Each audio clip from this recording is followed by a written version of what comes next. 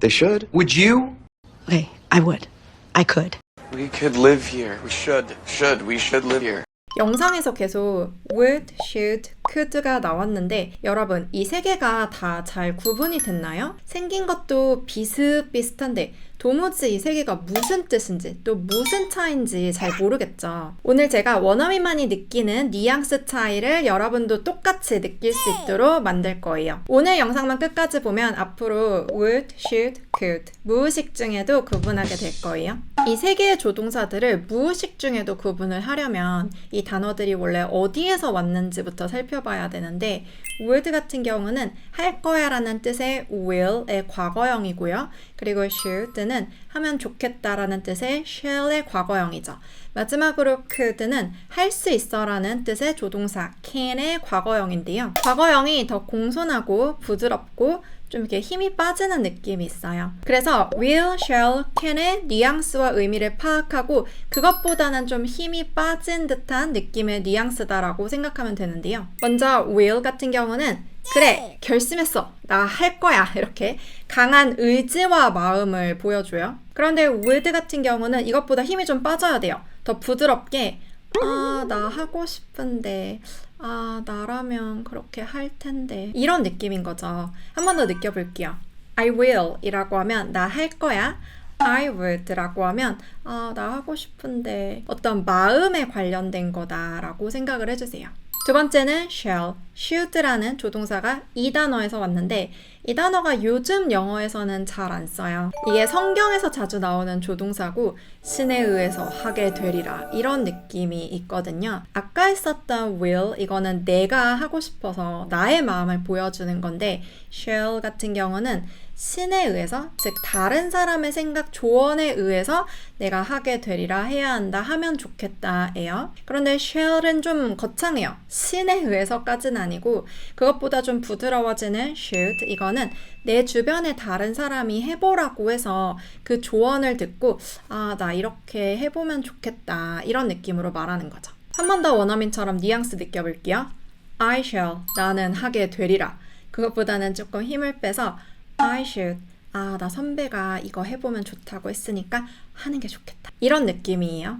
세 번째는 can 할 수 있다라는 뜻인데 상황상, 시간상, 능력상 나는 할 수 있다라고 하는 거죠. could는 그것보다 조금 더 힘이 빠져야 돼요. 할 수 있을 것 같아. 내가 막 능력이나 상황이나 시간이 100% 지금 되는 건 아닌데 그 정도는 할 수 있을 것 같아. 뉘앙스 또 느껴보면 I can, 나 할 수 있어 가 아니라 I could, 할 수 있을 것 같아. 상황상 그 정도는 가능할 것 같다 이런 의미고요. 지금까지 배운 뉘앙스를 무의식 중에 구분할 수 있도록 하나의 키워드로 알려드릴게요. would의 키워드는 마음이에요. 나 그렇게 하고 싶어. should의 키워드는 조언이에요. 누가 나한테 이렇게 조언해서 하면 좋겠다. could의 키워드는 상황이에요. 상황상 시간상 할 수 있을 것 같아. 네, 이제 구분법 끝. 여러분 마스터 다 했고요. 진짜 구분이 되는지 볼 건데 먼저 세 개는 맨 처음에 제가 들려드린 영상 구분되는지 볼 건데 첫 번째 영상 들어보세요. They should. Would you? They should. Would you? They should, would you 이렇게 말을 하고 있는데 여러분 어때요? 일단 그 키워드로 구분을 해보면 should는 조언이라고 했고 would는 마음이라고 했어요. 지금 이 남자분이 they should 걔네 그렇게 해야지 나는 그렇게 하라고 조언할 것 같은데 라고 하니까 누군가 듣고 would you? 너라면 그렇게 하겠어? 너라면 그럴 마음이 들겠어? 이렇게 말을 하는 거예요. 보면은 주어랑 이 조동사만 있고 다른 동사가 없기 때문에 정말 뉘앙스를 모르면 해석이 안 될 텐데 they should 걔네 그렇게 해야 돼. would you? 너라면 그럴 거야? 이 느낌 이제 느껴지나요? They should. Would you? Okay, I would. I could. Okay, I would. I could. 두 번째 영상 Okay, I would, I could 이것도 동사가 전혀 없죠? 먼저 Okay, I would 같은 경우는 좋아, 그렇게 할게 나는 그렇게 할 마음이 있다라는 거죠. 그런데 이렇게 표정 같은 거 보면 I will, 나 그렇게 할게, 해줄게가 아니고 I would, 그렇게 할 마음이 있어. 그러니까 뭔가 좀 더 이렇게 힘이 빠져야 된다는 거예요. 이게 이런 조동사들의 특징이고요. 그리고 I could 이것도 할 수 있어가 아니라 그렇게 할 수 있을 것 같아. 그러니까 뭔가 이렇게 압박이 들어온 거죠. 그때 약간 민망해하면서 알았어. 나 그렇게 나도 하고 싶어. 상황상도 할 수 있어. 너무 그렇지 마. 이런 뉘앙스 여러분 느껴져야 하고요. Okay, I would. I could. We could live here. We should. We should live here. We could live here. We should. We should live here. 3번 문장에서는 그나마 이제 동사가 나와요. We could live here. live라고 살다라는 동사. 앞에 could 같은 경우는 우리가 여기 살 수도 있어. 상황상 가능할 수도 있어. 그런데 표정 같은 거 보면 우리 집이 되게 비싸잖아요. 좀 금전적으로 부족한 상황이긴 해도 뭐 어떻게든 가능하게 우리가 만들 수도 있어. We could live here. 그 약간 머뭇거리는 느낌, 힘이 빠지는 could에도 그 뉘앙스가 묻어 있어요. 그 다음에 we should, we should live here. 아니 우리 여기 살아야만 해. 사는 게 좋을 것 같아 라고 이제 계속 조언을 하는 거죠. 이 집 너무 마음에 드는데 물론 우리가 돈이 좀 부족해. 상황상은 조금 그래. 그래도 여기 살아야지. 이만한 집이 어딨어. 이렇게 말하는 느낌이에요. We could live here. We should. We should live here. 이제 영상 또 새로운 거 쭉 보여드릴 건데 뒤로 갈수록 점점점 원어민처럼 뉘앙스 느끼게 될 거고요. Yeah, I would if I could. Yeah, I would if I could. 여러분 이제 이런 문장도 해석할 수 있겠나요? I would. 나는 그럴 마음이 있다. 그러고 싶다. If I could. 내가 할 수만 있다면 이런 거예요. 그리고 would, could는 좀 힘이 빠진다고 했잖아요. 현실적인 걸 말하는 것보다 가짜로 정하는, 가정하는 느낌이 있어서 if랑 또 잘 어울려요. 내가 그럴 일은 거의 없는데 만약에 정말 그런 상황이라고 가정해본다면 나는 그러고 싶어. 진짜 할 수만 있으면 할 수 없어서 그런 거지. 이렇게 가정하는 느낌이 있고요. Yeah, I would if I could. Hannah, do you sail? No. Oh, you should. Kate could teach you. Hannah, do you sail? No. Oh, you should. Kate could teach you. Do you sail? 요트 타? 이렇게 물어본 거예요. 그래서 no라고 하니까 Oh, you should. 조언을 하는 거죠. should는 조언이랑 관련이 되어 있잖아요. 그래서 이분이 아니 너 타봐야 돼 라고 한 다음에 옆에 있는 친구는 이제 요트 탈 줄 아나 봐요. 그래서 Kate could teach you. 케이트가 가르쳐 줄 수 있을 거야. 이때 can을 써도 될 것 같지만 막상 그 케이트라는 친구는 싫을 수도 있고 생각보다 가르치는 거에 자신 없을 수도 있고 능력이 부족할 수도 있잖아요. 그렇기 때문에 케이트가 가르쳐 줄 수도 있을 거야 처럼 좀 힘을 빠진 그런 말투로 말을 하는 거죠. Hannah, do you sail? No. Oh, you should. Kate could teach you. She come. Oh, I would love to. She come. Oh, I would love to. 남자친구를 소개해준 상황 같은데 아빠가 You should come. 너도 와 하고 조언을 해주는 거예요. 너도 와야지 뭐 집안 행사에 오라고 하는 건지. 그러니까 딱 듣고 그 여자친구가 Oh, I would love to. 저는 정말 그랬으면 좋겠어요. 저는 그럴 마음이 있어요. 처럼 말을 하는 거. 여러분 마지막 영상까지 잘 뉘앙스 느껴졌나요? She come. Oh, I would love to. Sir, the floor is very slippery. It's so slippery. 여러분 영상에서 very, so, to 세 개가 나왔는데 이게 잘 구분이 됐나요? 뜻도 비슷비슷한 것 같죠? 매우, 정말, 너무. 그럼 결국 다 같은 뜻인데 왜 원어민들은 이렇게 세 개의 다른 단어로 쓰는 걸까요? 이 세 단어는 원어민들만 느낄 수 있는 아주 미묘한 뉘앙스 차이가 있어요. 오늘 영상만 끝까지 보면 이 세 단어 무의식 중에도 구분할 수 있도록 만들어 드릴게요. 안내판에 이렇게 적혀 있는 거예요. 이 바닥은 매우 미끄럽습니다. 조심하십시오. 근데 만약에 이걸 좀 바꿔서 이 바닥은 너무 미끄럽습니다. 조심하십시오 하면은 뭔가 살짝 어색하죠. 매우, 너무 이게 결국은 비슷한 뜻이지만 안내판에 그렇게 적혀 있는 경우를 거의 아마 본 적이 없을 거예요. 만약에 친구랑 귀신의 집에 놀러 갔는데 이렇게 친구가 말한다고 생각해 볼게요. 나 매우 무서워. 뭔가 이상하죠.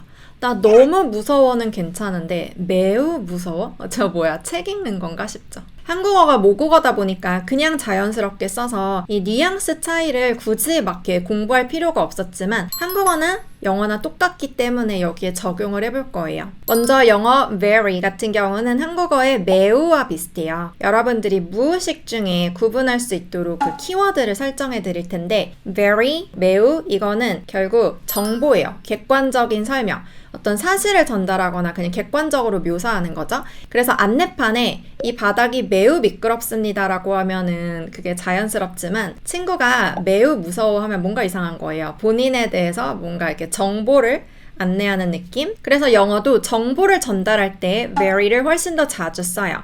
예를 들어 The floor is very slippery. 그 바닥은 매우 미끄럽습니다 라는 이런 안내판은 very라고 써있을 가능성이 높은 거죠. 두 번째, so 같은 경우는 한국어의 정말, 진짜랑 딱 매치시킬 수 있는데요. 감정이에요. 이 무의식 구분 키워드가 아까 very는 정보, so는 감정. 주관적인 느낌, 좀 더 회화체 같은 느낌이 들고요. 뭔가 감탄, 놀람 이런 느낌이 있는데 예를 들어 나 너무 무서워라고 할 때 I'm very 보다는 뭐 그렇게 쓸 수는 있지만 그것보다는 I'm so scared, 나 너무 무서워. 이게 훨씬 더 감정이 많이 담겨 있다라는 거죠.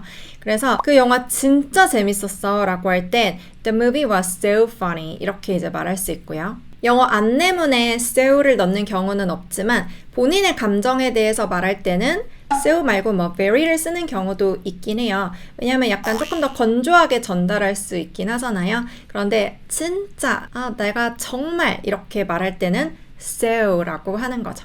마지막으로 to는 한국어의 너무와 비슷한데 너무 뭐뭐해서 싫어. 이 키워드는 부정이에요. 너무 이게 과도하다, 이게 한계를 넘었다, 불만이 섞여 있다라는 거라서 가방을 딱 들었는데 너무 무거워서 못 들겠어요. 그러면 This bag is too heavy.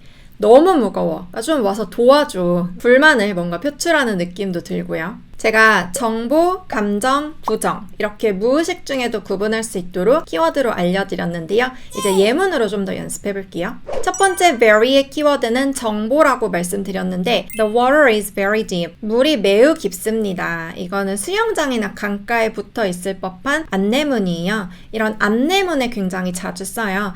여기에 The water is so deep, The water is too deep 이렇게 써 있는 경우는 거의 볼 수가 없어요. 그리고 또 뭐 뜨거운 기계, 오븐, 전자레인지 안내문 같은 곳에도 The surface is very hot. surface 이거는 표면이란 뜻이라서 표면이 매우 뜨겁습니다 이런 뜻인 거죠.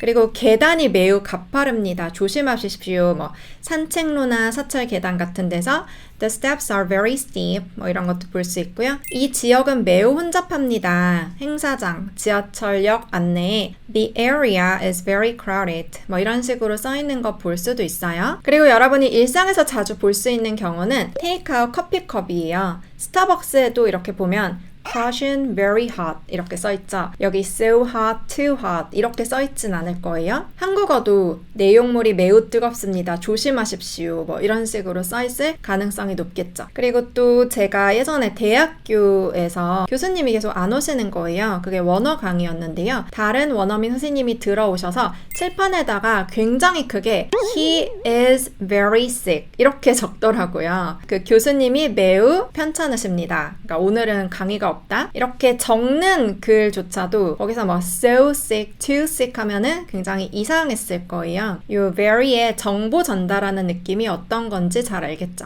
Yes, sir, the floor is very slippery. 두 번째 so 예문 볼 건데 감정이 키워드라고 했고 구어체에서 많이 써요. 아까 그 문장을 so로 바꾸면 딱 느낌이 달라지는데요. The water is so deep. 이거 물이 진짜 깊다. 이거는 안내문에서 말해주는 게 아니라 그 물이 깊다고 느껴서 놀란 그 사람이 말하는 느낌이에요. 그래서 친구에게 so deep, 이거 진짜 깊다, 발이 안다 이렇게 말을 하는 거죠. 그리고 어디 표면을 딱 만졌는데 너무 뜨거웠어요. 그때도 The surface is so hot. 표면이 너무 뜨겁다. 진짜 깜짝 놀라면서 튀어나올 법한 말인 거죠. 그리고 계단이 엄청 가파르네. The steps are so steep. 이거는 정말 계단 오르면서 숨 차면서 하는 말이에요. 아까는 계단이 가파르니 조심하세요 라면은 이거는 내가 헉헉대면서 왜 이렇게 가파라, so steep 이렇게 말을 하는 거죠. 근데 너무 가파라서 싫다, 못 올라가겠다까지는 아니고 그냥 내가 그 힘들다는 거를 강조를 하는 거예요. 너무 가파르다라는 거를. The area is so crowded. 여기 이렇게 사람이 만약에 너무 많다면 so crowded, 진짜 사람 많다. 이 나의 놀란 감정을 표현을 하는 거죠. 그래서 한국어로 치면 진짜, 정말, 굉장히, 짱 요거까지 돼요. 구어체라고 했잖아요. 그래서 뭐 정말 미안해라고 할 때는 so sorry, 짱 좋아 이렇게 말할 때는 so good. 그래서 노래 가사에는 뭐 so sick 이런 식으로 so가 들어간 경우가 많고요. 그렇다고 이 감정을 담을 때 구어체에서 very를 전혀 안 쓰냐? 그건 아니에요. 이게 특징이 있는데 very 같은 경우는 안내문 같은 문어체에도 쓰고 내가 말할 때 좀 객관적으로 정보를 알려줄 수도 있잖아요. 그렇게 구어체에도 쓰고요. so 같은 경우는 안내문 같은 문어체에는 안 쓰고 구어체에도 쓰고, 그래서 very가 좀 더 활용도가 높으니까 많이 듣게 되죠. 나 너무 배고파라고 할 때 I'm so hungry 라고, 진짜 배고프다라고 할 수도 있지만 그냥 I'm very hungry, 나 배 많이 고파 이렇게 이제 그냥 건조하게 나에 대해서 강조할 수 있잖아요. 그래서 very는 둘 다 쓴다. 그리고 very로 강조를 쏘만큼 하고 싶으면 very very much 좀 더 뭐 두 번씩 이렇게 쓰는 경우도 있고요. It's so slippery. 마지막으로 to 예문 볼 건데 부정의 키워드라고 했어요. 그래서 the water is too deep 이라고 하면 이건 물이 너무 깊어서 나 나가야겠다, 수영 못하겠다까지 말을 하는 거예요. 뒤에 좀 더 붙여 말할 수 있는데요. The water is too deep to swim. 이 물은 수영을 하기에 너무 깊어 이렇게 말할 수 있는 거죠. The surface is too hot. 이 표면 너무 뜨겁다 하고 뒤에 to touch까지 붙이면은 The surface is too hot to touch 이렇게 되는데요. 냄비를 만져서 옮겨야 돼요. 근데 표면이 너무 뜨거워서 이거를 만질 수가 없어요. 그 냄비 이렇게 잡는 그거 꼭 필요해요. 그럴 때는 too hot이라고 할 수 있는 거죠. 계단이 너무 가파라서 올라갈 수가 없어요. 그럴 때는 The steps are too steep to climb easily. 쉽게 오르기엔 너무 가파르다. 여기 사람 너무 많아. 진짜 많다가 아니라 너무 많아서 뭘 할 수가 없어. 움직일 수가 없어 라고 할 땐 The area is too crowded to move. 이렇게 말할 수 있는 거죠. 그래서 too, 너무 뭐뭐해서 to, 뭐뭐 할 수 없다. 이렇게 또 많이 쓰고요. It's too slippery. 그래서 맨 처음에 말했던 이 바닥은 너무 미끄럽습니다, 조심하십시오 라는 안내문이 이상했던 이유는 너무 미끄러워서 뭘 못하겠다라는 게 내포가 되어 있어야 하는데 안내문은 뭐 이렇게 사람이 불만을 느끼는 그거를 써놓은 게 아니잖아요. 이게 주어의 기준에서 뭐 나는 괜찮을 수도 있죠. 근데 누군가는 이게 너무 싫을 수가 있잖아요. 그래서 본인 기준보다 너무 지나쳐서 싫다라는 거를 표현할 때 to 쓴다고 생각하면 돼요. 오늘은 제가 질문을 정말 많이 받는 prepare 그리고 prepare for의 차이를 알려드리려고 해요. 사전을 찾으면 진짜 둘 다 나오고 영어를 조금만 접해봐도 원어민들이 어떨 때는 prepare, 어떨 때는 prepare for 이라고 하기 때문에 그냥 똑같은 표현 아닌가 싶을 수 있는데 이게 for 붙고 안 붙고에 따라서 의미가 정반대가 되기도 하거든요. 영어에 이렇게 for를 붙이면서 의미가 완전히 달라지는 표현들이 생각보다 꽤 많이 있어요. 그래서 오늘 이 for의 뉘앙스 알고 같이 그 표현들 싹 다 정복해 볼게요.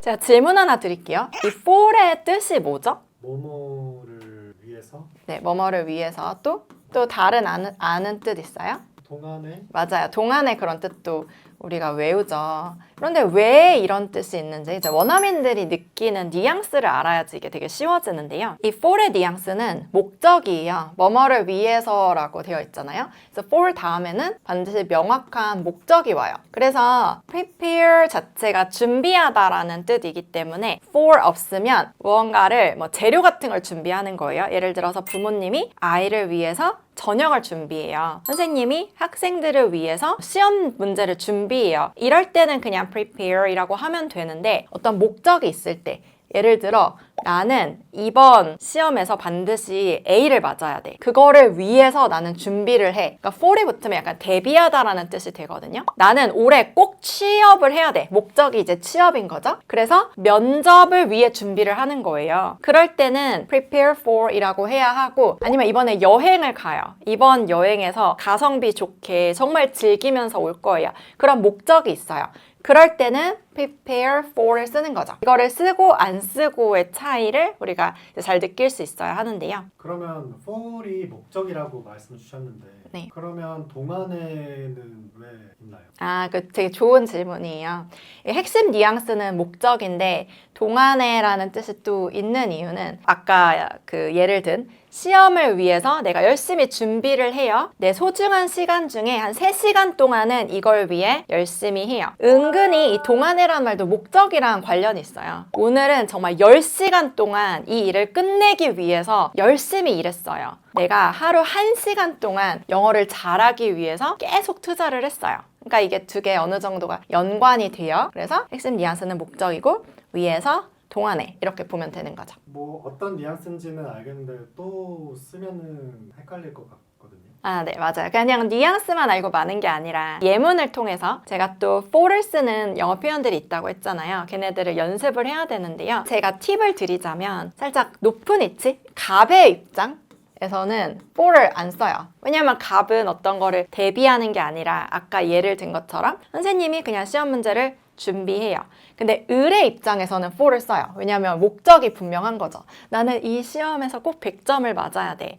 약간 그렇게 구분을 해서 말하면 되는데 이 prepare 들어간 예문이랑 또 다른 동사들도 우리 연습해 볼게요. 내가 점심을 준비했어 라고 말을 할 땐 점심을 위해 뭔가를 대비하는 게 아니잖아요. 그냥 집에서 그 재료를 가지고 도시락을 예쁘게 싸가지고 가지고 오는 거죠. 이럴 때는 여기 for이 들어갈까요? 안 들어갈까요? 안 들어. 맞아요. 안 들어가요. 그냥 I prepared lunch라고 하면 되는데 기본적으로는 거의 안 들어가요. 근데 만약에 그 점심이 너무 큰 행사인 거예요. 그래서 거기 내가 뭔가 좀 대비를 해 가야 돼. 그 점심 만찬을 위해서 막 드레스도 입어야 되고 막 제대로 대비를 해야 된다. 그럴 때는 I prepared for lunch 할 수 있지만 뭐 그럴 일이 잘 없잖아요. 막 왕궁에서 열리는 무슨 점심 행사다. 막 만찬회다. 그럴 일이 잘 없기 때문에 거의 안 쓰고 이렇게 말을 하는 거죠. 같이 말해 볼게요. I prepared lunch. I prepared lunch. 그 다음 I prepared the test. 여기는 for 들어갈까요? 안 들어갈까요? 근데 이때는 한 가지 정해줘야 될 게 있는데 내가 학생이에요. 그래서 내가 시험을 준비한다라고 할 때 정답은? for. 맞아요. I prepare for the test라고 하면 학생 입장에서 말을 하는 거고 바로 내가 선생님이라면은 그때는 for 없이 I prepare the test 이렇게 말할 수도 있고요. 이제는 잘 말할 수 있을 것 같은데 I prepare the interview. 인터뷰를 준비했다라고 할 때 면접을 보러 가는 사람 입장에서는 뭐라고 하면 되겠어요? for를 써야 될 것 맞아요. I prepare for the interview. for를 쓰면 지원자의 입장이에요. 나는 이 면접에 대비를 해야 하고 이 면접을 통과하려는 목적이 있죠. 그런데 면접관이라면은 for 굳이 쓰지 않고 I prepared the interview. 오늘 우리 회사 신입 사원들 뽑아야 돼서 면접해야 돼. 내가 그거 좀 준비해 가야 돼. 뭐 물어볼지. 이럴 때는 for 없이 또 쓸 수 있겠죠. 이렇게 for 붙는 동사 회화에서 잘 쓰는 게 7개가 있는데요. 첫 번째는 wait. wait 같은 경우는 그냥 쓰면은 조용히 기다린다, 뭐 넋놓고 기다린다 이런 건데 for 쓰면은 목적이 분명히 있기 때문에 누군가를 기다린다 아니면 뭐 당첨 결과를 기다린다 합격 뭐 소식을 기다린다 아니면 또 버스를 기다린다 그냥 가만히 이렇게 뭐하지? 조용히 이렇게 있다가 아니라 정확히 목적을 말할 때는 for가 쓰는 거죠. 나 지금 버스를 기다리는 중이야 무언가를 위해서 기다리는 중이야 그럴 때는 wait for 써야 하고요. I waited. I waited for you. 그 다음 ask 이거는 ask 뜻이 뭐죠? 묻다. 맞아요. 묻다죠. 그냥 ask라고 하면은 누군가에게 그냥 물어보는 거예요. 그런데 ask for까지 붙이면 목적을 가지고 물어보는 거라서 한 단계 더 나아가서 요청하다. 그거를 받기 위해서 물어보는 거예요. 예를 들어 뭐 ask for towels. 내가 수건을 받기 위해 물어봤어요. 수건을 요청한 거고 수건을 받아내야 되는 거예요. 그럴 때는 ask for이라고 하는 거죠. I asked her. He asked for it.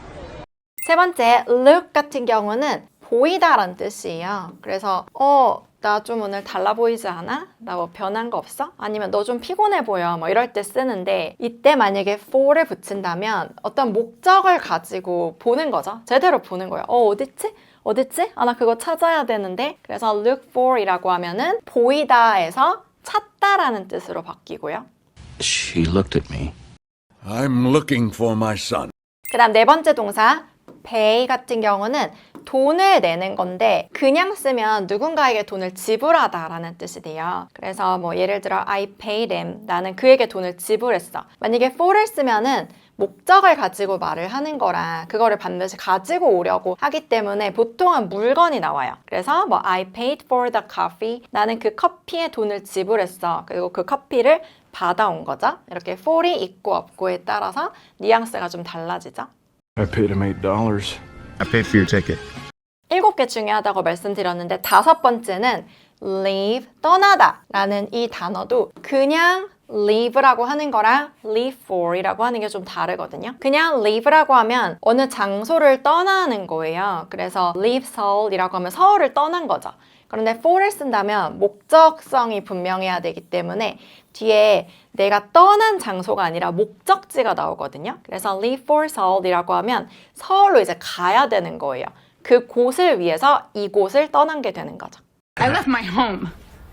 I leave for Paris tomorrow. 이제 계속 원어민처럼 뉘앙스 느껴봤는데 그 다음 동사 왠지 맞힐 수 있을 것 같은데 work 이거랑 work for 이거는 무슨 차이일 것 같아요? 맞힐 수 있겠어요? work랑 work for 무슨 차이일까요? work는 일하다. 네, 맞아요. 그냥 기본 뜻이죠. 일하다. 그런데 work for 같은 경우는 무엇을 위해 일을 하다. 맞아요. 무엇을 위해 일을 하기 때문에 보통 우리가 어떤 회사를 위해 일한다? 아니면 어떤 사장을 위해 일한다? 이런 식으로 말할 때 써서 나 어느 회사 다녀라고 할 때 원어민들이 I work for 이라고 해요. 내가 구글에 다니고 있다면 I work for Google. 나는 구글이라는 회사를 위해서 고용돼서 일을 하는 거죠. 그래서 이거는 그냥 뭐 나 오늘 일 많이 했어. 나는 뭐 원래 열심히 일해. 걔는 일을 뭐 열심히 안 해. 이럴 때 쓰고 work for 같은 경우는 회사를 말을 하면서 나는 이 회사를 위해 일해. 아니면 뭐 우리 삼촌 일을 돕고 있어. 삼촌을 위해 일해. 이럴 때는 work for이라고 하고요. I worked. I work for GNB.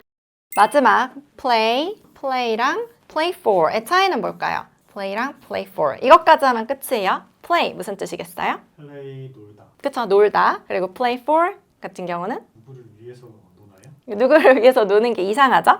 근데 play에는 경기하다라는 뜻도 있어요. 무슨 뜻이겠어요? 경기를 하다. 경기를 뛰다. 맞아요. 어떤 팀을 위해서 우리 팀의 승리를 위해서 경기를 한다라고 할 때는 for 붙여서 말을 하는 거예요. 그때는 play for.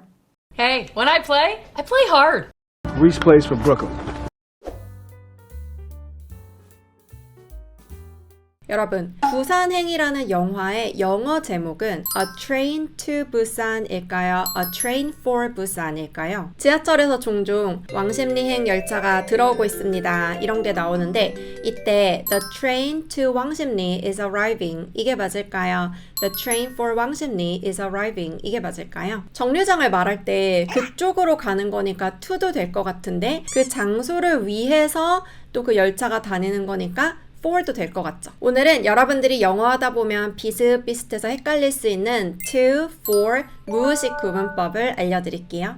정답부터 살펴볼게요. 부산행, 이거 저도 굉장히 재밌게 본 영화였는데요. 영어 제목을 살펴보면 A Train to Busan 2라고 되어 있어요. 그리고 지하철 방송은 The train for 왕십리 is now arriving 이런 식으로 for를 쓰거든요. 둘 다 정류장을 말하는 건데 왜 이렇게 달라질까요? 오늘 제가 알려드릴 무의식 구분법 키워드 to는 바로 도착이라고 생각하면 되고요.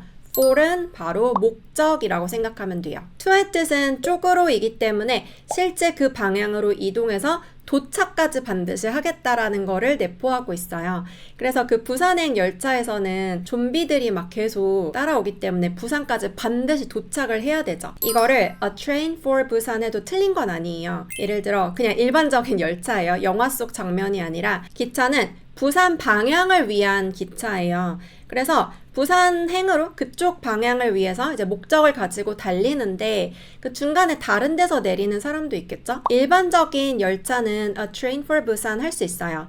그리고 나의 진짜 도착지는 이제 사람마다 다른 거죠. 그런데 이 영화에서 A Train for Busan 하면은 좀 맥이 빠져요. 이 긴급한 상황. 부산까지 안 가면은 나는 이제 좀비에게 잡아먹혀요. 이런 상황이기 때문에 반드시 부산에 도착해야 하는 열차라는 뜻으로 to를 쓴 거죠. 그런데 지하철 안내방송 같은 경우는 The Train to 왕십리라고 하면 모두 거기 내려야 할 것 같아요. 그게 아니라 그쪽 방향을 위한 열차죠. 중간중간 사람마다 실제 도착지는 다르겠죠? 그래서 The Train for 어디라고 방송에 나오고 만약 내가 거기를 간다면 I'm going to 왕십리 이렇게 말하지 I'm going for 왕십리 또 이렇게 말하진 않는 거죠. 그래서 이제 이런 안내방송 들어도 여러분들이 for, to 정확하게 구분할 수 있어야 하는데 This train is bound for 강남. 이거는 이 열차가 강남행이라는 거죠. 모두가 강남에 도착하진 않죠. 그런데 그 다음에 You can transfer to 신분당 line at this station. 이런 게 나온단 말이죠. 신분당선으로 transfer, 환승하다라고 할 땐 이 목적을 가진 사람은 이 역에서 내려서 그 신분당선 역으로 정말 실제로 가겠죠. 그래서 앞에 있는 for 같은 경우는 그냥 그쪽 방향을 이 열차가 목적으로 삼고 운행되고 있다. 그리고 to는 실제로 그쪽으로 이동해서 도착하는 그 고객들 입장에서 말한 거죠. 이렇게 도착의 뉘앙스인 to 그리고 목적의 뉘앙스인 for 비교를 해봤는데요. 좀 더 일상적인 다른 예문으로 같이 볼게요. 내가 친구에게 책을 줬어요. 이때는 I gave the book my friend. 뭐가 들어가야겠어요? to가 들어가야겠죠? 왜냐하면 책이 실제로 그 친구 쪽으로 이동해서 도착까지 했죠. 그런데 동사가 달라지면은 뒤에 to 아니고 좀 또 달라져야 하는데 I bought this book. 내가 이 책을 샀어요. to my friend. 이렇게 쓸까요? 이 책을 샀는데 아직 친구에게 도착을 하진 않았죠. 그런데 친구를 위해서 그 목적을 가지고 이 행동을 한 거이기 때문에 이때는 또 for를 쓰게 돼요. 이 두 개가 굉장히 다르죠. I gave the book to my friend. I bought this book for my friend. 그리고 이 편지를 존에게 보내라고 할 때 send this letter, John. 뭐가 들어가야 될까요? 이 편지가 실제로 이동해서 그에게 도착까지 해야 되죠. 그래서 to John이라고 해야 돼요. 그런데 만약 이 편지는 존을 위해서 쓰여진 거야 라고 한다면 This letter is for John 이런 식으로 바뀌는 거죠. 이 뉘앙스 차이 계속 느껴지나요? 이 예문도 잘 비교해보세요. I sang a song to her 이거랑 I sang a song for her. 이게 뭐가 다를까요? 내가 그녀에게 노래를 불러주었다. 내가 그녀를 위해 노래를 불러주었다. 이렇게 해석할 수 있는데 일단 to her 같은 경우는 그녀가 딱 바로 앞에 있는 느낌이에요. 그래서 정말 그녀에게 그 노랫소리가 도착을 해야 돼요. 아니면 영상통화일지라도 정말 그녀에게 딱 직접적으로 노래를 불러준 느낌이고 for her 같은 경우는 꼭 그녀를 바라보고 부른 건 아니에요. 다른 무대에서 그녀를 생각하면서 그녀를 위해 그냥 불렀을 수 있는 거죠. 이렇게 to, for 둘 다 되는 경우는 여러분들이 뉘앙스 차이를 명확하게 이해할 수 있어야 하고요. 이번에는 to만 되는 경우, for만 되는 경우도 볼 건데요. 어디 간다고 말할 때는 그쪽 방향으로 반드시 도착하고자 하기 때문에 for를 못 써요. I'm going to the park 이건 되지만 I'm going for the park 이건 안 돼요. 왜 안 되는지 알겠죠? 내가 어디 간다라고 할 땐 가서 결국 거기 도착하려고 하잖아요. 그래서 to는 어울려요. 반드시 go to라고 쓰는 거죠. 그런데 공원을 위해 간다? 뭔가 될 것도 같지만 영어는 그 목적만 있고 실제 도착을 안 하면서 간다라는 게 이상하기 때문에 이렇게 특히 주어 I랑은 잘 안 쓰고요. 누군가에게 안녕하고 안부 인사를 했을 때 I said hello to her 이건 되지만 I said hello for her 이건 좀 어색해요. 뜻이 완전히 달라지기도 하는데요. 일단 hello라고 하는 건 그 사람에게 그 말이 도착하는 거죠. for이라고 쓴다면 그녀를 위해 내가 대신 뭐 가서 안부 인사를 전했어 이럴 때 쓸 수는 있지만 이렇게 정말 안녕이라고 했을 때는 누구누구 쪽으로 반드시 그 메시지가 도착하기 때문에 to라고 해야 하는 거죠. 마지막으로 for만 되는 경우 볼 건데요. This gift is for you. 이거는 자연스러워요. 이 선물은 목적이 너를 위해 산 거예요. 너를 위한 거예요. 그런데 this gift is to you. 왠지 될 것 같은데 이게 조금 어색해요. give, 주다라는 동사가 없을 때 그냥 이렇게 비동사만 쓸 때는 이 선물이라는 존재 자체는 너를 위한 거다라고 말을 해야지 훨씬 자연스럽겠죠? Can you open the window for me? 저 창문 좀 열어주실래요? 저를 위해서. 이때 Can you open the window to me? 라고 하진 않아요. 그러면 창문이 꼭 내 쪽으로 도착해야 될 것 같은데 그게 아니죠. 특히 open, 열다라는 그 동작을 생각하면 여는 거는 나를 위해서 여는 거지 내 쪽으로 무언가를 주기 위해서 여는 게 아니기 때문에 이때는 for만 써야겠죠. 네, 이렇게 to는 실제 이동하고 도착하는 뉘앙스, for 같은 경우는 눈에 보이지 않고 뭔가 마음속에 갖고 있는 최종 목적지 같은 느낌이거든요. 우리가 살다 보면 계속해서 걱정거리, 고민거리, 문제들이 생기잖아요. 그런데 제가 한번 떠올려 보면 그럴 때마다 어떻게든 해결책을 찾을 수가 있었거든요. 여러분, 해결책을 찾을 수 있었어. 이거 영어로 뭐라고 할까요? 할 수 있다가 영어로 뭐예요? can. 그래서 과거형을 이용해서 I could find a solution 이렇게 말할 수 있어요. 그런데 can과 또 비슷한 표현 있죠. be able to. 이것도 실은 이용해서 I was able to find a solution 이렇게 말할 수도 있거든요. 여러분, 이 두 문장은 차이점이 있어요. 원어민들은 이 두 문장을 다른 상황에서 다른 뉘앙스로 쓰기 때문에 우리가 이 두 개의 차이점을 정확히 알아야 하는데요. 제가 이 둘을 원어민처럼 정확히 구분하고 자유롭게 말할 수 있도록 오늘 알려드릴게요. can, be able to 헷갈리지 않으려면 현재 시제, 과거 시제, 미래 시제로 나눠서 배우는 게 좋은데요. 먼저 1번 can be able to를 현재 시제로 말하는 상황 같이 배워볼게요. 이 현재 시제로 말할 땐 can be able to의 뉘앙스 차이가 그렇게 크지가 않아요. 다만 좀 쓰이는 상황이 다른데요. can은 좀 더 일상적이고 간결한 표현이에요.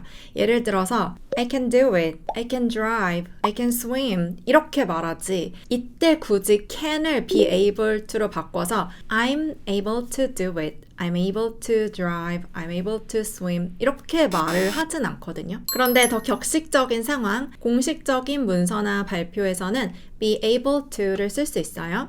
이거는 예문을 보면 여러분들이 좀 더 쉽게 이해가 될 텐데요. 우리 아까 했었던 I can find a solution 이 문장은 좀 친구들에게 더 말하는 느낌이에요. Don't worry, I can find a solution. 걱정 마, 나 해결책 찾을 수 있어. 이때 be able to로 바꿔 말하면 좀 더 공식적인 느낌이니까 I'm able to find a solution. 저는 해결책을 찾을 수 있어요. 처럼 뭔가 존대어로 또 말하는 느낌도 들고요. I can do it. 할 수 있어 말고 I'm able to do it. 저는 할 수 있습니다. 의 그 뉘앙스 차이를 느낄 수 있어야 돼요. can이 좀 더 일상적으로 쓰고 I'm able to 라고 말할 때는 좀 더 공식적이고 격식적인 느낌 느껴지나요?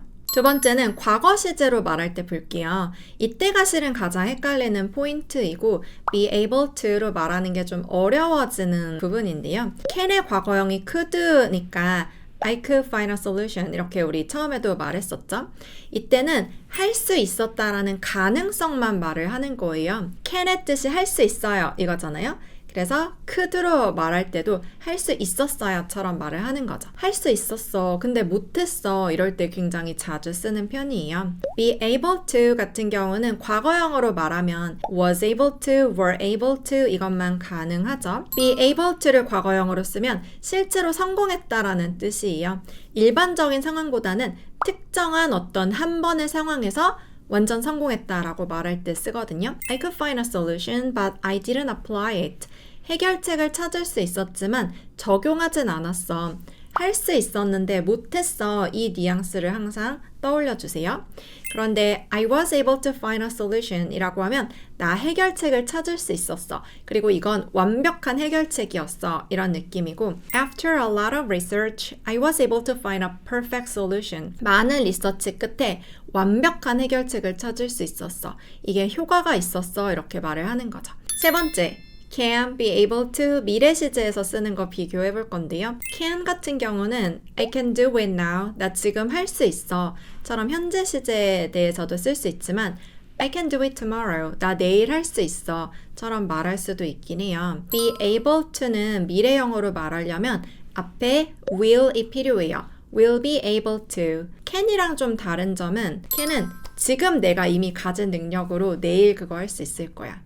will be able to는 지금은 잘 모르겠는데 내가 내일 이런 좋은 상황이 생기면 그때 가서 할 수 있을 거야. 이게 좀 다른 점이에요. I have everything I need, so I can find a solution by Friday. 내가 필요한 모든 것을 내가 갖추고 있기 때문에 금요일까지는 내가 해결책을 찾을 수 있어. 이런 뜻이에요.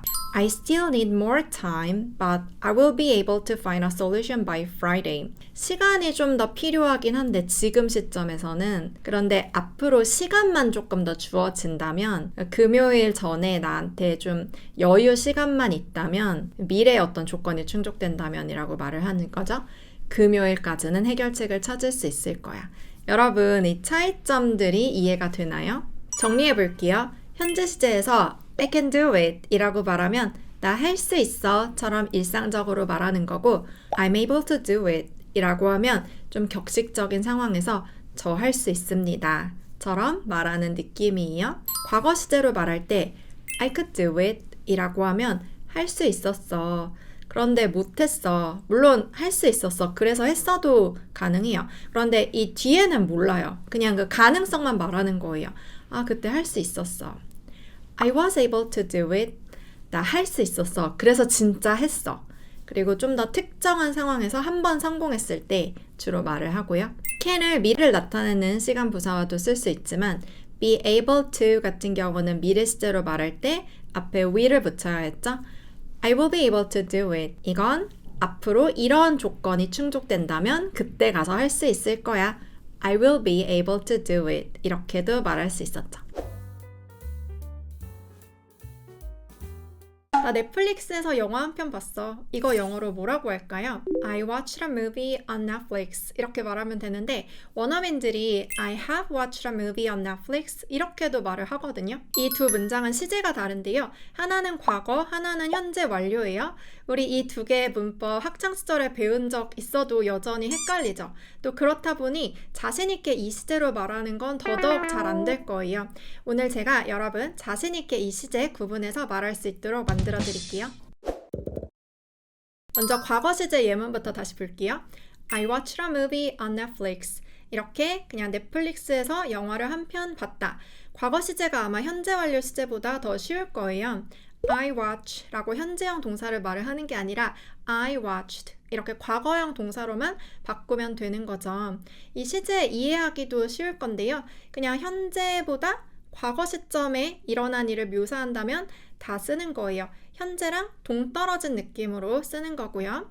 그리고 뒤에 그 과거의 시점이 언젠지 말 안 해도 되는데 말해도 돼요.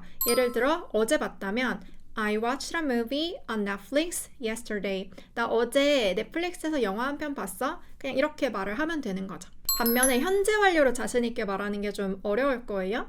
우리가 문법책에서 좀 어렵게 배우는 게 네 가지 용법, 막 계속적 용법, 결과적 용법, 경험적 용법, 완료적 용법 이런 게 좀 어렵잖아요. 그런데 여러분들이 한 단어씩 부사를 추가해서 말하면 굉장히 쉽게 이해하고 또 말할 수가 있거든요. 먼저 just 이 단어를 추가해서 말을 하는 거예요.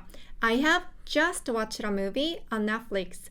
그래서 막 넷플릭스에서 영화 한 편을 봤어 이런 뜻이 되는 거고요. 이게 문법 용어로는 완료적 용법인데 그런 표현보다 그냥 just를 넣어서 막 끝난 걸 말한다고 생각을 하면 돼요. 두 번째는 finally 이 단어를 넣어서 말을 하는 거예요.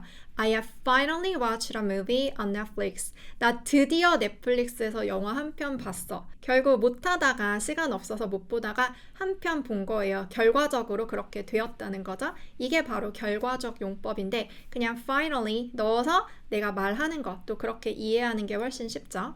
그 다음은 마지막에 for 2 hours 이렇게 몇 시간 동안 그 행동을 했는지 말을 하는 거예요.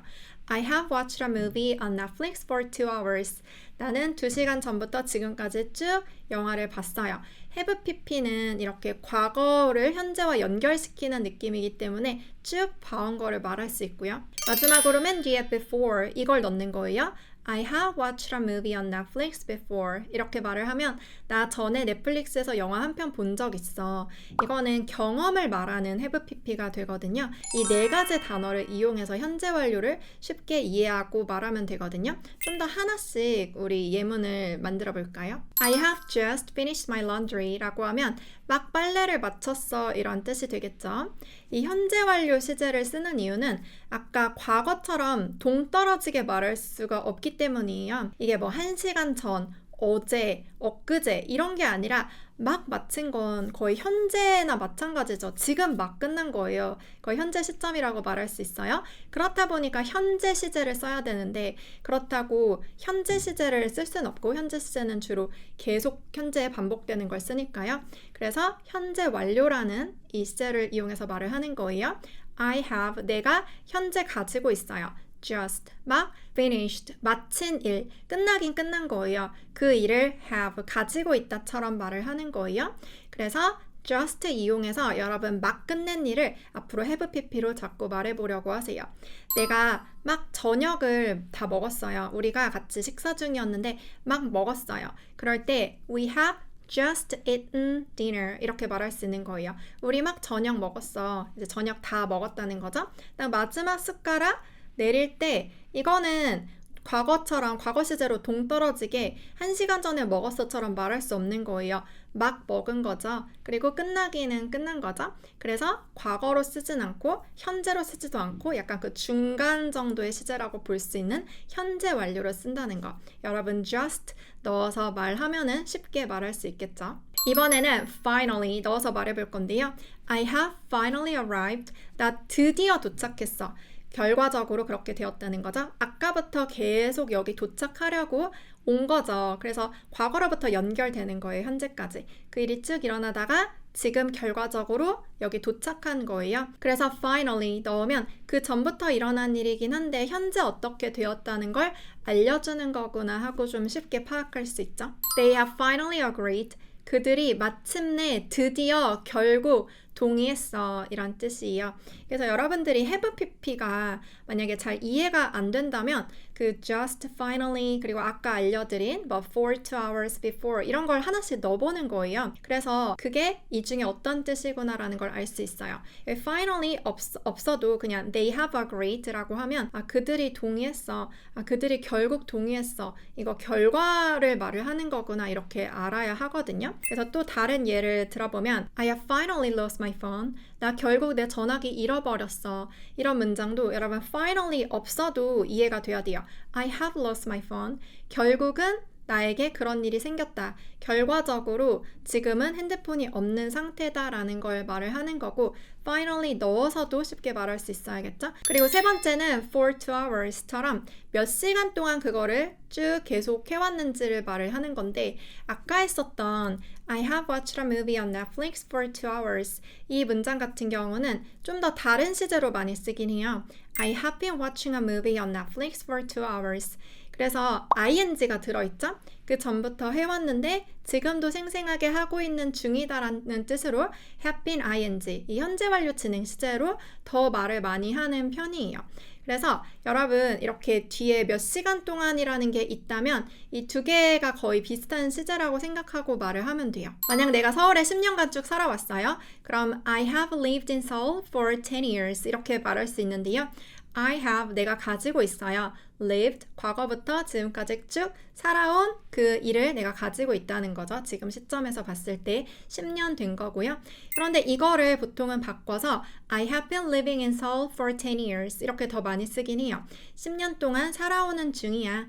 이렇게 ing로 써야지 10년 전부터 지금까지 살아왔고 지금도 살고 있는 중이라는 걸 좀 더 정확하게 말할 수 있고요. 좀 전에 그냥 현재 완료로 쓰면 이게 ing가 없다 보니까 지금 살고 있는지 아닌지는 몰라요. 어쨌든 그냥 지금까지 10년 살아온 그 일이 있다는 건데요. 좀 더 정확하게 이거는 ing로 바꿔서 많이 쓰는 편이에요. 그래서 여러분들이 전부터 지금까지 쭉 해왔어를 말할 때 현재 완료로 말하는 게 뭔가 조금 와닿지가 않고 헷갈린다 하는 분들은 have been ing로 바꿔서 말하는 걸 추천드리고요. 마지막은 before 넣어서 말을 하는 건데 이거는 경험 말할 때 굉장히 좋아요. 저는 예전에 파리 여행했을 때 굉장히 좋았는데 I have visited Paris before 이렇게 말을 하면 나 전에 파리 방문한 적 있어 이렇게 돼요. 이거를 have 없이 말을 하면 그냥 과거의 어느 시점에 제가 뭐 5년 전에 그때 파리를 방문했었어요 처럼 현재랑 과거를 동떨어지게 말을 하는 건데 이거는 내가 지금 와보니까 파리를 몇 번 가본 경험이 있다처럼 말을 하는 거예요. 그래서 여러 번의 경험을 말해도 돼요. I have visited Paris 3 times before. 지금 현재 시점에서 봤을 때 그 전에 쭉 나는 3번 방문한 적이 있다. 이렇게 말할 때 굉장히 유용한 게 have pp 시제거든요. 왜냐하면 have pp는 딱 현재도 아니고 과거도 아니고 중간 정도 되는 그런 시제이기 때문에 이런 상황에서 쓰는 거죠. 정리해 볼게요. 현재와 완전히 동떨어진 상황에 대해서 말할 땐 과거 시제로 말하면 되고 그게 아닌 지금 막 한 상황에 대해서 말할 땐 just를 이용해서 말을 하고요. 그리고 과거부터 일어난 일이 결국 어떻게 되었다. 이런 결과가 생겼다라고 말을 할 땐 finally 이용하면 되겠죠. 그리고 과거부터 지금까지 쭉 몇 시간 동안 해왔다라고 할 때 for 땡땡 hours 이렇게 말할 수 있고요. 그리고 지금 시점에서 봤을 때 그 전에 이런 경험이 몇 번 있다라고 말할 때 before 넣어서 말하면 되겠죠? Sometime. I just needed some time. Sometime. I might need it sometime in the future. Sometimes. Sometimes you need help. 이 세 단어는 도대체 어떤 차이가 있을까요? some과 time을 띄어 쓰거나 붙여 쓰거나 뒤에 s가 오거나의 차이잖아요. 여러분 오늘 저와 함께 한 번만 정리해두면 평생 영어할 때 이 세 단어 헷갈리지 않고 정말 편하게 될 거예요.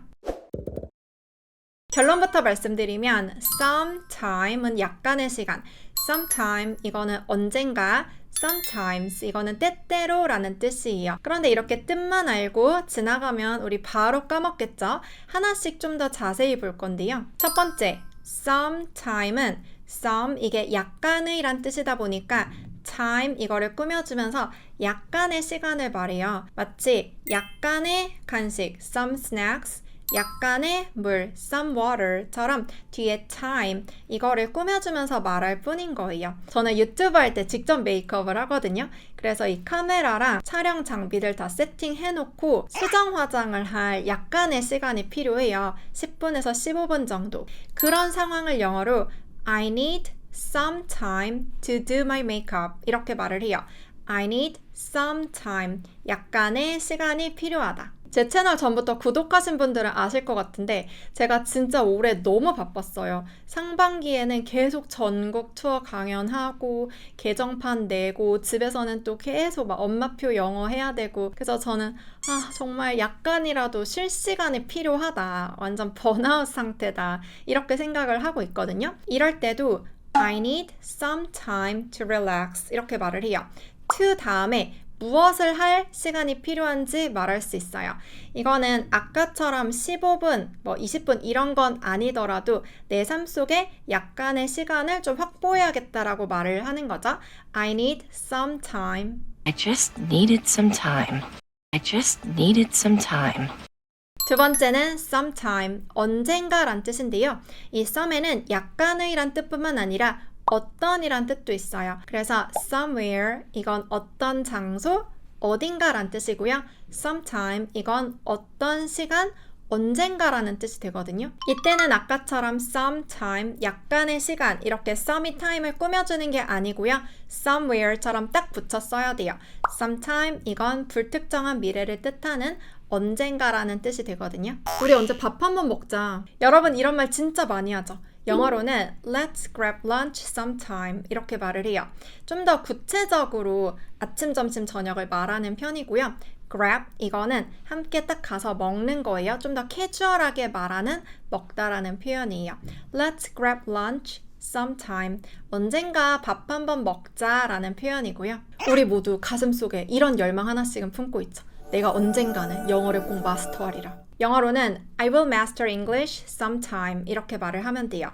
그게 언젠가 될지는 모르겠지만 언젠가라고 할 때 sometime 그때는 이렇게 붙여 써야 하고요. I might need it sometime in the future. I might need it sometime in the future.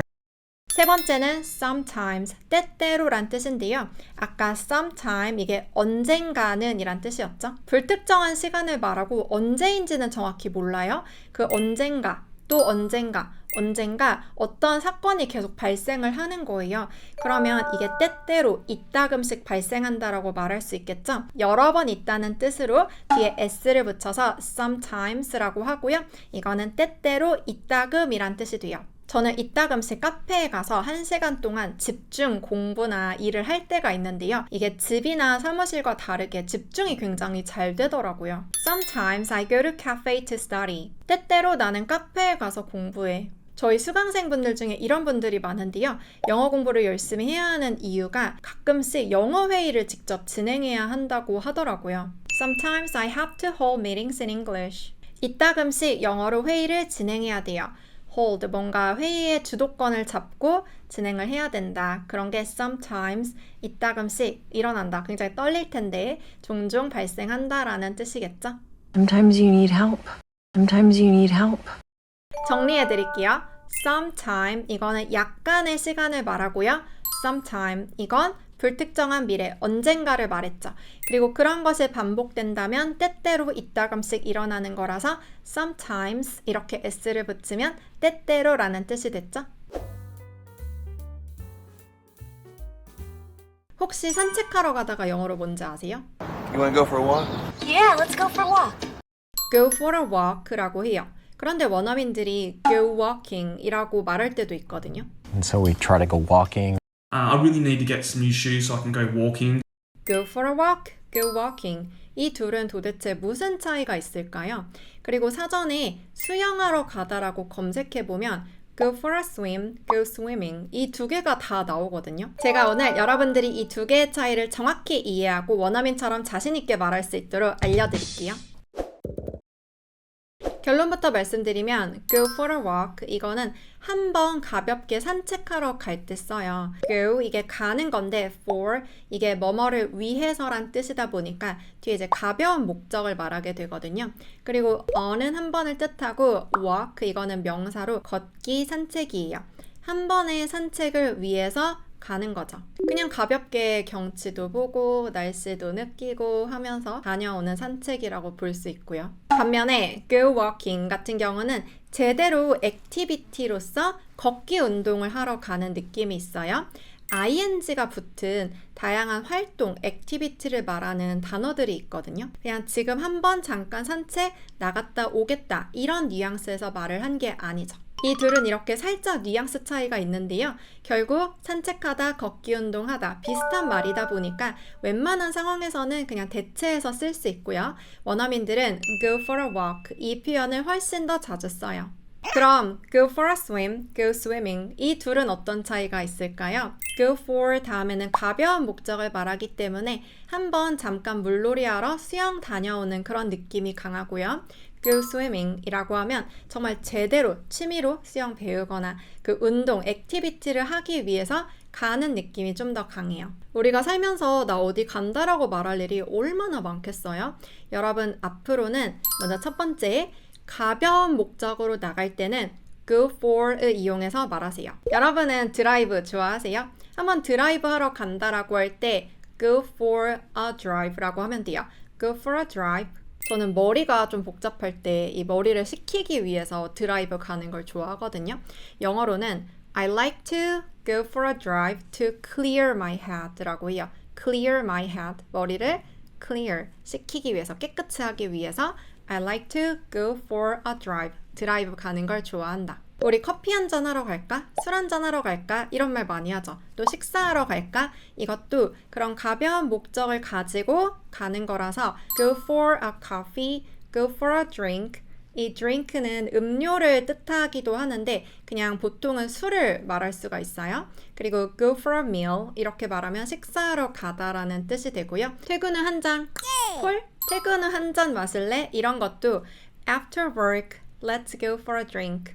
두 번째, 액티비티를 하러 갈 때는 go 다음에 ing를 붙여 쓰세요. 여러분은 달리기 좋아하세요? 이 달리기를 영어로 running, jogging처럼 말할 수 있죠. 이미 ing 형태로 되어 있기 때문에 go 다음에 바로 붙여 쓸 수 있어요. go running, 달리기 하러 간다. go jogging, 조깅하러 간다. 이렇게 go 다음에 ing 형태로 말할 땐 제대로 운동으로서 하는 느낌, 취미로서 규칙적으로 하는 느낌이 좀 더 강해요. 저는 달리기를 진짜 싫어하거든요. 못하기도 하고 그냥 그 달리기 시합 보면 맨날 꼴찌하고 이랬었는데, 근데 제가 네덜란드 여행 갔을 때 주변 풍경이 너무 예뻐서 정말 아침에 마음 먹고 조깅을 하러 나갔었어요. 그때 제가 아침에 조깅하러 갈래? 이런 식으로 말을 했었는데 영어로는 Wanna go jogging with me in the morning? 이런 식으로 말하게 돼요. Wanna go jogging? 이런 식으로 go jogging. 그때 이제 열심히 막 jogging 했던 생각이 나고요. 한국에서 가장 인기 있는 액티비티는 캠핑 또 스키인 것 같아요. 이것도 go 다음에 ing 형태로 go camping, go skiing 이렇게 말을 하면 돼요. go 다음에 ing 형태로 붙여 말을 하기만 하면 되고요. 나 캠핑하러 가려고 하는데 어디 뭐 좋은 장소 좀 추천해 줄래? 이렇게 말을 할 때는 I wanna go camping. Could you recommend some good places? 이렇게 말을 하면 돼요. I wanna go camping. Could you recommend some good places? 그 밖에도 go fishing, 낚시하러 가다, go climbing, 암벽 등반하러 가다, go bowling, 볼링 치러 가다, go skating, 스케이트 타러 가다, go snorkeling, 스노클링 하러 가다 처럼 정말 다양한 표현으로 쓸 수 있고요. 오늘 배운 거 정리할게요. 가볍게 한번 다녀올 땐 go for a 다음에 단어 붙여서 말하면 되고, 활발한 액티비티를 하러 간다라고 할 땐 go ing로 말하면 되죠. 오늘 이렇게 영어 배우고 말면 다 까먹을 수도 있잖아요. 저는 수업에서 4가지 완벽 코칭과 7개의 강좌로 처음부터 끝까지 수강생분들의 영어 실력을 책임져 드리거든요. 저와 함께 영어 공부하고 빠르게 영어 성공하고 싶은 분들은 esteringlish.com 온라인 강의가 있으니까 추천드리고요. 여기 클릭하면 바로 오실 수도 있어요. 우린 그럼 또 다음 영상에서 만나요. 안녕.